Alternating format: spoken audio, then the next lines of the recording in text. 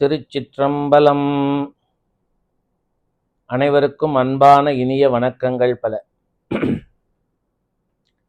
இன்னைக்கு நம்ம பூரட்டாதி நட்சத்திரத்தை பத்தி பேச போறோம். பூர்வ புரோஷ்டபாதா அப்படின்னு சமஸ்கிருதத்துல பேரு, தமிழ்ல நம்ம பூரட்டாதி அப்படின்னு சொல்றோம். இந்த முப்பூரம்னு சொல்லுவா, பூரம், பூராடம், பூரட்டாதி. அதுல பூரமும் பூராடமும் சுக்கிரனோட நட்சத்திரம், பூரட்டாதி குருவோட நட்சத்திரம்.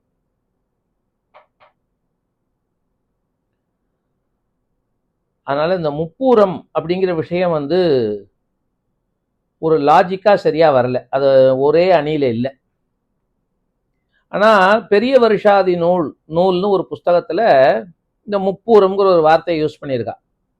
ஆதிரை, பரணி, கார்த்திகை, ஆயில்யம், முப்பூரம், கேட்டை, தீதுரு, விசாகம், சித்திரை, சோதி, மகம், ஈராறில் அப்படின்னு 12 நட்சத்திரம் சொல்றா. அதுல முப்பூரம்ங்கிற வார்த்தையை யூஸ் பண்ணியிருக்கா. ஆனா முப்பூரம்ங்கிறது ஒரே கட்சி இல்லை.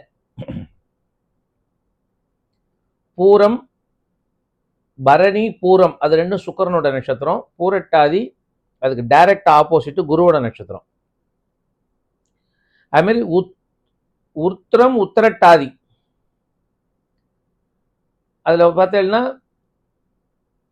கிருத்திகை, உத்தரம், உத்திரட்டாதியில உத்தரம் உத்திரட்டாதி வச்சுப்போம். கிருத்திகை வேணாம், உத்தரம் உத்திரட்டாதி. உத்தரம்ங்கிறது சூரியனோட நட்சத்திரம், உத்திரட்டாதிங்கிறது சனியோட நட்சத்திரம், டைரக்ட் ஆப்போசிட்.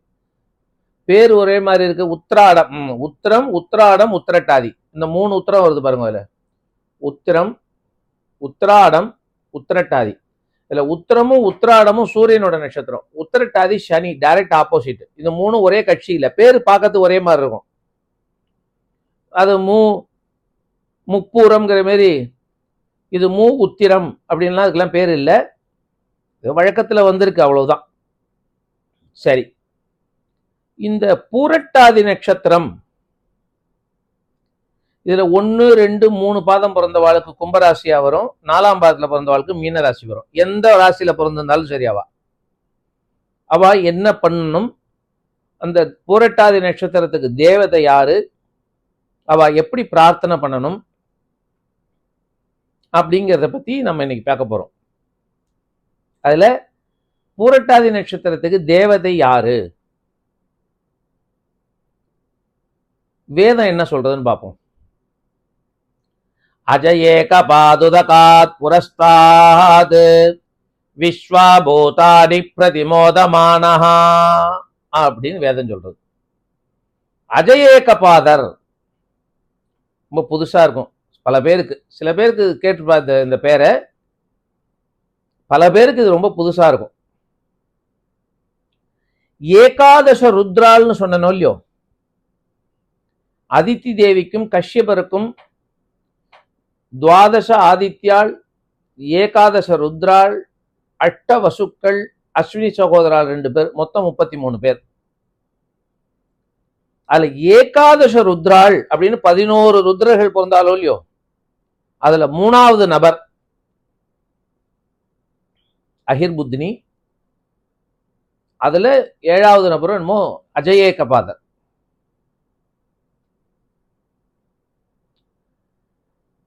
அதுல சங்கரன் ஒரு ரூபம் இருக்கு, அஜயேகபாதர்னு ஒரு ரூபம் இருக்கு, அஹிர்புத்னியஹா அப்படின்னு ஒரு ரூபம் இருக்கு, பத்ரதாபஹா அப்படின்னு ஒரு ரூபம் இருக்கு.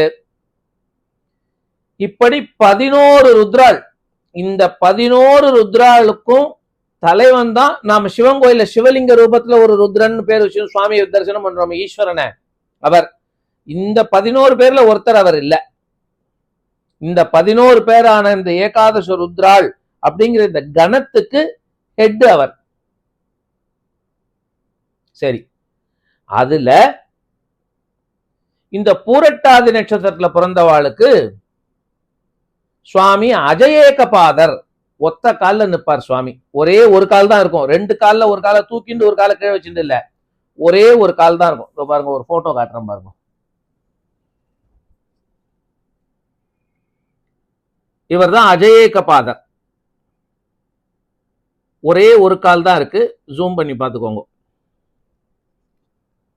இந்த ரூபம் சில சிவன் கோவில்ல கோஷ்டத்துல இருக்கும். இந்த பிரகாரம் வரைச்சே இந்த கோபுரத்துல நிறைய சிற்பம் செதுக்கியிருப்பா பாருங்க. அதுல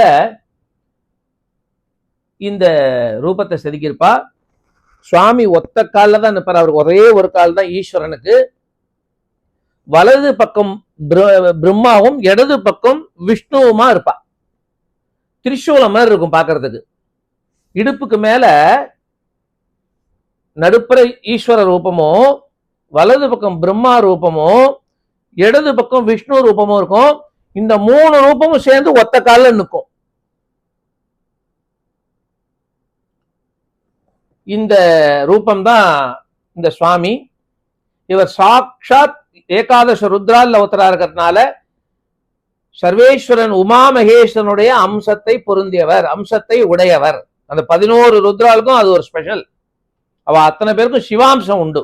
அதனால்தான் ஏகாதச ருத்ரால் ஆவாகனம் பண்ணி ருத்ர ஏகாதசினி அப்படின்னு 11 தடவை ருத்ரம் சொல்லி சர்வ பிராயசித்தமா அதை அபிஷேகம் பண்ணிக்கிறா பல பேர் ஆத்துல. எந்த ஒரு வைத்திய காரியம் நடக்கணும்னாலும் அதுக்கு முத நாள் சர்வ பிராயசித்தமா இந்த ஏகாதச ருத்ரால 11 கலசங்கள் ஆவாகனம் பண்ணி 11 தடவை ருத்ரம் சொல்லி ருத்ர ஏகாதசினி, ஏகாதசினா 11, ஒரே நாள்ல அதை பண்ணி ஹோமம் பண்ணி அதை அபிஷேகம் பண்ணிட்டு பிராயசித்தம் பண்ணிட்டு மறுநாள் வைத்திய காரியம் பார்த்துக்கிறா. இது ஒரு சம்பிரதாயம் நம்ம நாட்டில் இருக்கு. காரணம் அந்த 11 பேருக்கும் பீமருத்ர, சங்கர, ஜரஹர, பத்ரதாப, அஜயேகபாத, அஹிர்புத்னியா இப்படின்னு சொல்லிட்டே போலாம். 11 பேர். அதுல இந்த அஜயேகபாத சாட்சாத் சர்வேஸ்வரனுடைய அம்சத்தை பொருந்தி இருக்கிறதுனால இவருடைய படம், அந்த ரூபம் கிடைக்கல, கோவிலுக்கு போன இவருக்கு எந்த ரூபமும் இல்லைன்னு கவலைப்பட வேண்டாம். இவருக்குன்னு தனி கோவில் எதுவும் இல்லைன்னு கவலைப்பட வேண்டாம். சாட்சாத் உமா மகேஸ்வரனை பிரார்த்தனை பண்ணினாலே போறோம், இவருடைய அனுகிரகம் கிடைச்சிடும். இந்த படம் நான் இப்ப உங்கள்கிட்ட காமிக்கிறேனே, இந்த படம் நெட்ல அவைலபிள். நீங்க டவுன்லோட் பண்ணிக்கலாம். நானே டவுன்லோட் பண்ணி இது என்னுடைய டிரைவருக்காக, அவர் புரட்டாதி நட்சத்திரமும் இன்னைக்கு கொடுக்கறதுக்காக வச்சிருக்கேன். இந்த படத்தை அவனுக்கு கொடுத்து தினம் பூஜை பண்ணு அப்படின்னு சொல்றதுக்காக வச்சிருக்கேன். உங்களுக்கு இந்த படம் நீங்க கூகுள்ல இருந்து டவுன்லோட் பண்றதுக்கு சிரமமா இருந்ததுன்னா கவலைப்படாதீங்க. இந்த தொடர்புக்குன்னு போட்டு ஒரு நம்பர் போறேன் பாருங்க, 9487237274. இந்த யூடியூப்ல வரும் தொடர்புக்கு அப்படின்னு போட்டு ஒரு நம்பர் வரும். இன்னொரு தடவை சொல்றேன் பாருங்க, 9487237274. ராஜான் பேரு என்னுடைய மேனேஜர். அவருக்கு நீங்க வாட்ஸ்அப்ல மெசேஜ் அனுப்பிச்சா எனக்கு இந்த படத்தை அனுப்புங்கன்னு சொன்னேன்னா 4 படம் டவுன்லோட் பண்ணி வச்சிருக்கோம். இது யாருக்கு வேணுமோ அவளுக்கு நம்ம அனுப்பி கொடுக்கலாம். அதுல எது உங்களுக்கு பிடிச்சிருக்கோ அந்த படத்தை நீங்க ஃப்ரேம் பண்ணி இந்த மாதிரி வச்சுக்கோங்க. இந்த சுவாமிக்கு நித்தியம் 2 நெய் தீபம்.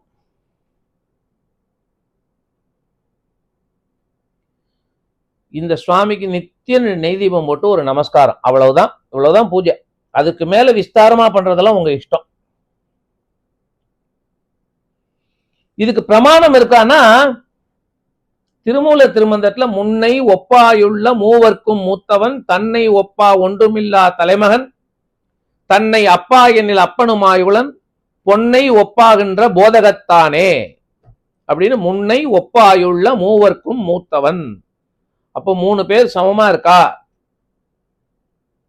அவர்ல இருந்து விலகி ஈஸ்வரன் இருக்கார் அப்படிங்கறத அழகா காமிக்கிறார். அந்த 3 பேர் ஒன்னா இருக்காங்கிறத இந்த ஏகபாத ரூபம், அஜயேகபாத ரூபம். அதனால 2 விஷயம் சொல்றேன் உங்களுக்கு.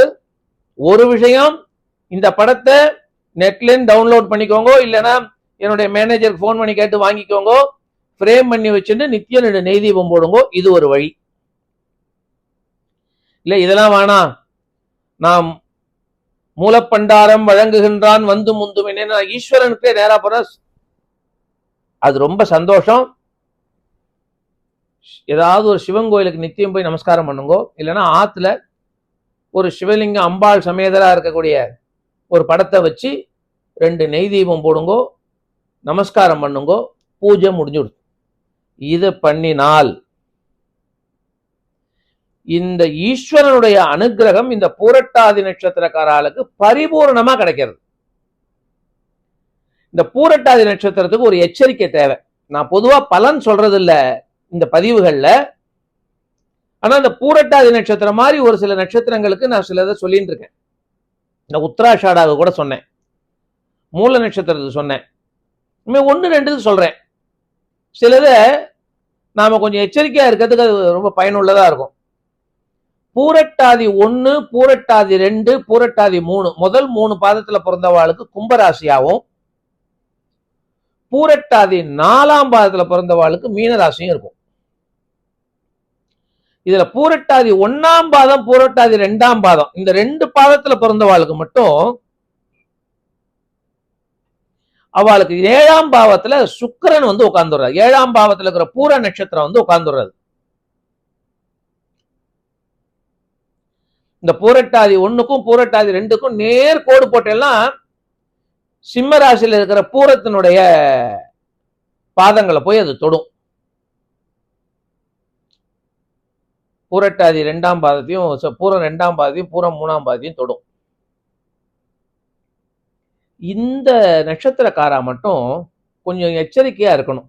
அதனால அவ நிச்சயமா இந்த அஜேக பாதரை பிரார்த்தனை பண்ணணும். என்னன்னா, அவளுக்கு பிரச்சனைக்குரிய மன வாழ்க்கை அமையும் குரு சுக்கிரனுடைய சேர்க்கையினால. நான் நிறைய பேரை பார்த்துருக்கேன்.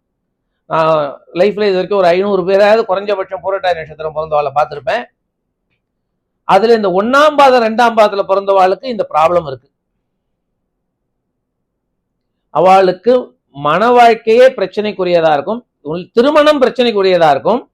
எப்படியோ திருமணம் நடந்துச்சுன்னா திருமணம் நடந்ததுக்கு அப்புறம் பிரச்சனைக்குரிய வாழ்க்கையா இருக்கும். அவ அவசியம் இந்த பரிகாரத்தை பண்ணணும். அவளுடைய மன வாழ்க்கை சௌக்கியமா இருக்கும்.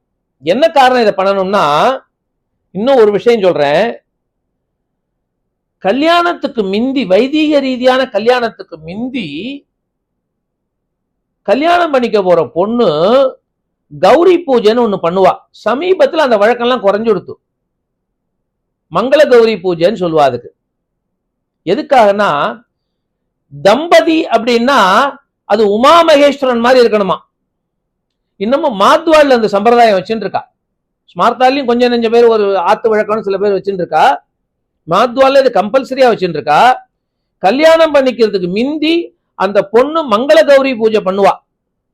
எதுக்காகனா, நீங்க எப்படி திவ்ய தம்பதியா ஒத்துமையா இருக்கிறதோ, உடம்புல ஒருத்தருக்கு ஒருத்தர் பாதி பாதியா அவ்வளவு அந்யோன்யமா இருக்கிறதோ, அந்த மாதிரி நானும் என் ஆத்துக்காரும் அந்யோன்யமா இருக்கணும் அப்படின்னு அந்த உமா மகேஸ்வரனை பிரார்த்தனை பண்றதுக்காக அந்த கல்யாணம் பண்ணிக்க போற பொண்ணு அந்த பூஜையை பண்ணிட்டு அதுக்கப்புறம் அந்த பொண்ணை அழிச்சுன்னு போய் பொண்ணோட அப்பா அம்மா கன்னியாதானம் பண்ணி கொடுப்பா.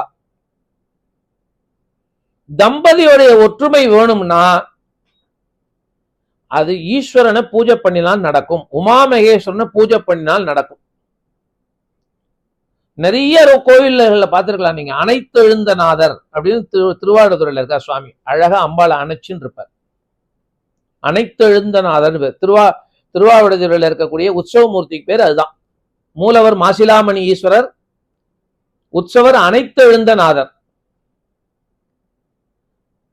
பாகம் பிரியாள் அம்பாள் பேரு திருமணஞ்சேரியில. உத்வாகநாதர் பேரு, கல்யாண சுந்தரர் பேரு. இப்படி இந்த கல்யாணம் பார்த்தீங்கன்னாலே பாருங்க, மீனாட்சி கல்யாணம் ரொம்ப விசேஷமா நடக்கும். சீதா கல்யாணம் எப்படியோ அதே மாதிரி மீனாட்சி கல்யாணம் தமிழ்நாட்டுல ரொம்ப விசேஷம். அர்த்தநாரியா இருந்திருக்காரு பாருங்க. அந்த கணவன் மனைவியினுடைய ஒற்றுமை அப்படிங்கிறது ஒருத்தருக்கு சித்தி ஆகணும்னா அவ உமா மகேஸ்வரனை பூஜை பண்ணணும். அதுக்கு சாஸ்திர பிரமாணம் இருக்கு. அதனால இந்த பூரட்டாதி 1ஆம் பாதம் 2ஆம் பாதம் பொறுத்தவரை கம்பல்சரியா இந்த அஜேக பாதரை வச்சு பூஜை பண்ண வேண்டியதான். அவளுக்கு திருமண வாழ்க்கை சௌக்கியமா இருக்கணும், அவளுக்கு மனசு போல தன்னுடைய வாழ்க்கையை அமையணும். மற்ற நட்சத்திர பாதத்துல 3ஆம் பாதம் 4ஆம் பாதத்துல பிறந்தவங்க அதே பாதத்துல பிரார்த்தனை பண்ணணும். வரப்போற 29ஆம் தேதி மார்ச் மாசத்துல சனி பயிற்சியில அவளுக்கு பாத சனி வர்றது, 4ஆம் பாதத்துக்காரர்களுக்கு உடல் சனி வர்றது, அவளுக்கு அடுத்தது குரு பயிற்சி இருக்கு. இது எந்த குரு பயிற்சி எந்த சனி பயிற்சியையும் அந்த ஈவில் ஃபோர்ஸ் வராம இருக்கு, அதனால ஏற்படக்கூடிய தீய பலன்கள் வராம இருப்பதற்கு இது போல நட்சத்திர தேவதைகளை பிரார்த்தனை பண்ணினோம்னா பரிபூர்ண அனுகிரகமானது